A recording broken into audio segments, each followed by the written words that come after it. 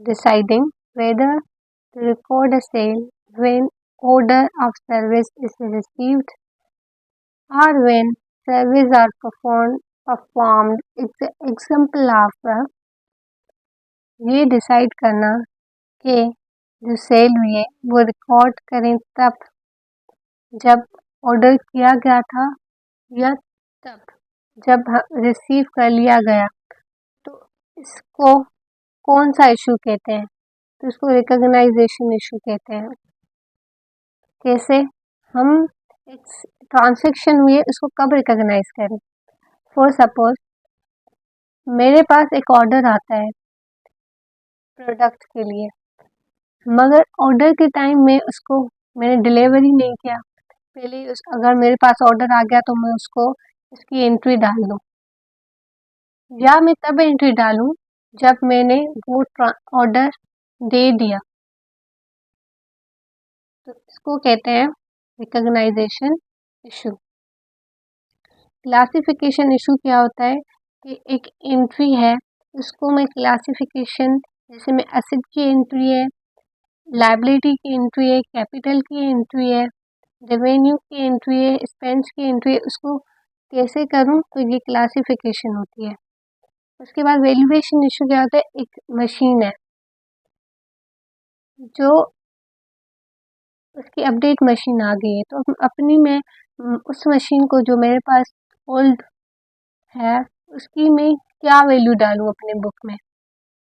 तो वो क्या इशू होता है? वैल्यूएशन इशू होता है। बट मेरे पास ये नहीं कौन सा ये इशू है? रिकॉग्नाइजेशन इशू है। Payment for a 2-year insurance policy in advance is debit. ऐसी पेमेंट जो हमने इंश्योरेंस की पहले ही 2 साल की कर दी हो तो उसको हम क्या कहेंगे? तो उसको हम कहते हैं अनएक्सपायर्ड इंश्योरेंस। कैश नहीं कहेंगे।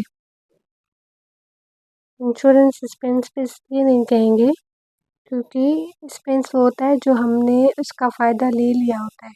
एक्सपायर्ड भी सेम ही होता है जिसका हमने फ़ायदा ले लिया होता है, एक्सपायर्ड हो चुकी है।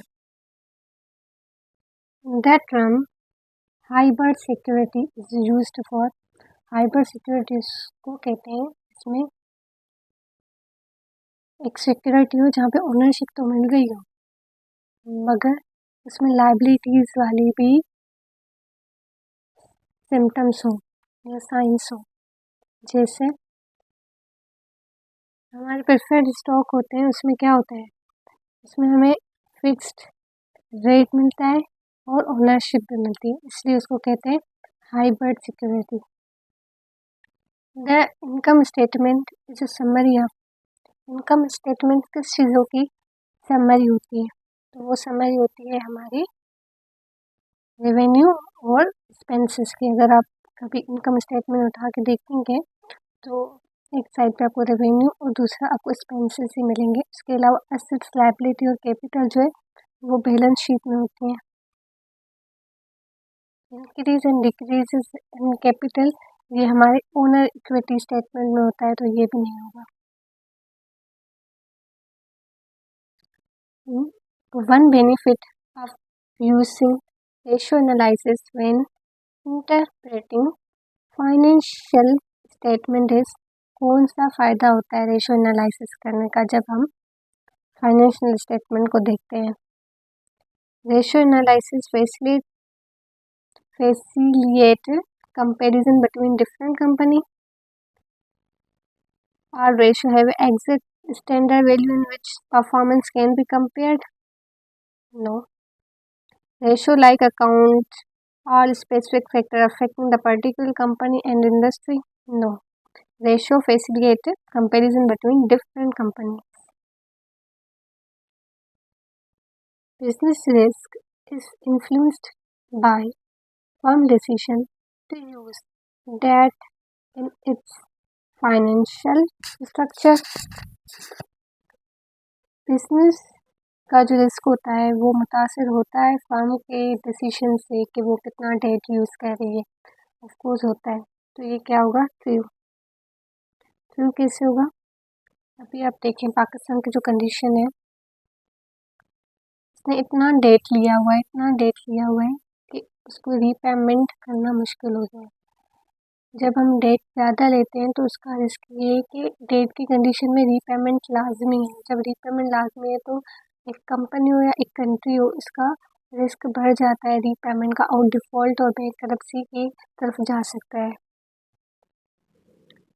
A short-term creditor would consider liquidity ratio to be more important than efficiency ratio. पहले पता होना चाहिए what is the liquidity. Liquidity है क्या? लिक्विडिटी रेशो जो है वो ये बताता है कि एक कंपनी है वो एबल है कि नहीं कि वो शॉर्ट टर्म अपने डेट को पे कर पाए अपने करंट असेट से। तो शॉर्ट टर्म क्रेडिटर यही देखना चाहते हैं, तो यस ये भी ट्रू होगा। The management of the working capital is required because of the lack of the short-term synchronization between demand and supply. Working capital को मेंटेन करना इसलिए ज़रूरी है क्योंकि शॉर्ट टर्म जो मिसमैच होता है डिमांड और सप्लाई के बीच में, उसको मैच किया जा सके, तो ट्रू होगा। A balance sheet is accounting report used solely for the corporate form of business. False. Balance sheet में क्या क्या होता है? Assets, liabilities and capital. तो ये सिर्फ कॉर्पोरेट फॉर्म ऑफ बिजनेस के लिए नहीं, हर किसी बिजनेस के लिए लाजमी है। The basic information needed to construct a flow of fund statement is found in the income statement। जो हमें बेसिक इंफॉर्मेशन चाहिए होती है फ्लो ऑफ फंड्स, या जिसको कहते हैं कैश फ्लो स्टेटमेंट बनाने के लिए, वो हमें इनकम स्टेटमेंट से मिल जाती है? नहीं। जैसे इनकम स्टेटमेंट से नहीं मिलती, हमें बैलेंस शीट भी देखनी पड़ती है, क्योंकि इन्वेस्टमेंट एक्टिविटीज़ जो होती हैं वो बैलेंस शीट से हो रही होती है ना। एसेट्स कहाँ गए, लायबिलिटीज़ कहाँ बढ़ी, तो ये ट्रू होगा। Sink fund is a poorly performing mutual fund whose net assets value is declining. False. कैसे? सिंकिंग फंड्स वो फंड्स होते हैं जो कंपनी यूज़ करती है अक्यूमुलेटेड ऑफ मनी, जैसे हम डिप्रिसिएशन के लिए करते हैं, उसमें हम पैसे कहीं नहीं देते, हम कंपनी में ही उसको इकट्ठा करते हैं, जैसे हम रिप्लेस कर सकें उस एसेट को। Financial manager has a full control over it's firm stock price. तो ये भी क्या होगा? फॉल्स, क्योंकि जो स्टॉक प्राइस होती है वो डिमांड और सप्लाई पे फ्लक्चुएट होती है। Liquidity ratio measure firm ability to meet short term obligation. Right, हम लिक्विडिटी रेशियो किस लिए मेजर करते हैं कि फर्म इतनी एबिल है कि अपनी शॉर्ट टर्म जो ऑब्लिगेशन है या लाइबिलिटीज़ हैं वो पे कर पाए। The internal rate of return method is the most widely used capital budgeting technique. No, false. और मेथड भी यूज़ होते हैं, जैसे एनपीवी हो गया, पेबैक पीरियड हो गया, डिपेंड कि क्या एक कंपनी एवेल्यूएट करना चाह रही है। Stock exchange facilitate investment in real assets by providing secondary market to the financial security. It's true. कैसे ट्रू? जो स्टॉक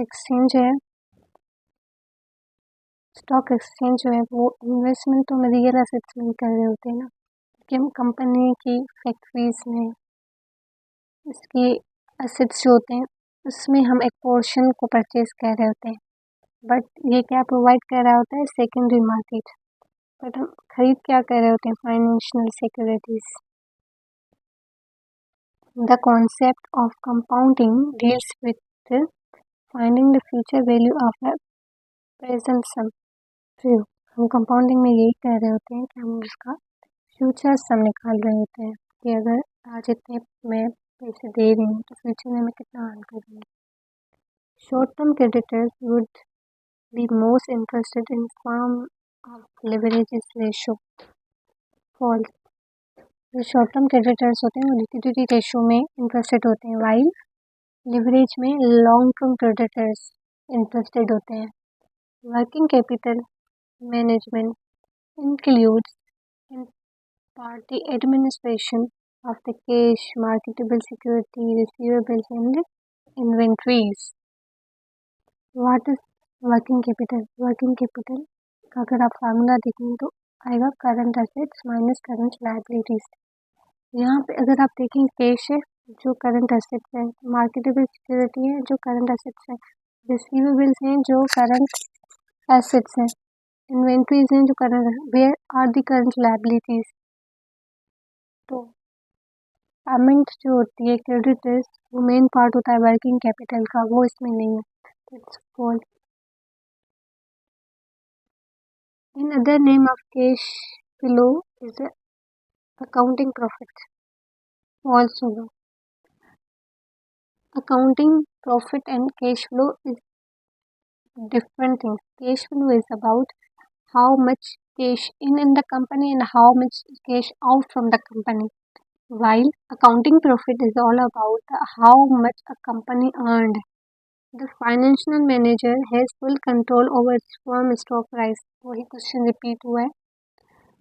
तो फाइनेंशियल मैनेजर डिमांड और सप्लाई पे डिपेंड करता है, तो फाइनेंशियल मैनेजर पे हाथ में प्राइस नहीं होती। Systematic risk can be diversified away by adding more security in a portfolio. False. कैसे? सिस्टमेटिक रिस्क को हम डाइवर्सिफाई नहीं कर सकते, वो ऐसा रिस्क होता है जो ओवरऑल बिजनेस में होता है, जिसमें पाकिस्तान की इकोनॉमिक कंडीशंस ठीक नहीं है, पॉलिटिकल कंडीशंस ठीक नहीं है, तो इसका इम्पैक्ट क्या है कि स्टॉक की प्राइसेस डिक्लाइन हो रही हैं। फिर ये जरूरी नहीं कि किस कंपनी की आप किस में भी इन्वेस्ट करो उसकी प्राइसेस डिक्लाइन ही हो रही हैं। अगर आप ये होता कि unsystematic risk can be diversified तो हम प्रूव करते हैं, क्योंकि अनसिस्टमेटिक रिस्क वो रिस्क होता है जो स्पेसिफिक कंपनी होता है, स्पेसिफिक इंडस्ट्री होता है। जैसे आप KFC का एग्जांपल लें, आज आप जाके उसकी स्टॉक प्राइस देखेंगे और आप उसको कंपेयर करेंगे प्रीवियस स्टॉक प्राइस से, तो आपको फ्लक्चुएट होती देखेंगे, अभी डिक्लाइन में जा रही है। क्यों डिक्लाइन में जा रही है? क्योंकि वो रेपुटेशन इशू की वजह से। तो ये स्पेसिफिक KFC है, तो ये अनसिस्टमेटिक रिस्क है। अगर सिस्टमेटिक रिस्क को डाइवर्सिफाई नहीं किया जा सकता। Discounting is the process of finding present value through. Discounting जो मेथड होता है वो हम इसलिए यूज़ करते हैं कि प्रेजेंट वैल्यू को फाइंड कर सकें। Audit is a type of controlling system through. कैसे? हम ऑडिट में क्या कर रहे होते हैं कि जो फाइनेंशियल रिपोर्टिंग की हुई वो रिलायबल है, हम फ्रॉड को डिटेक्ट कर रहे होते हैं, प्रिवेंट कर रहे होते हैं, और हम ये भी असेस कर रहे होते हैं कि जो कंट्रोल से कंपनी फॉलो कर रही है वो इतने ही इफेक्टिव हैं, जो रिपोर्टिंग सिस्टम है, जो टैक्स सिस्टम है या अदर सिस्टम फाइनेंशियल सिस्टम्स हैं, क्या वो लॉ एंड रेगुलेशन को फॉलो कर रहे हैं। Thank you for watching. Will meet you in third part.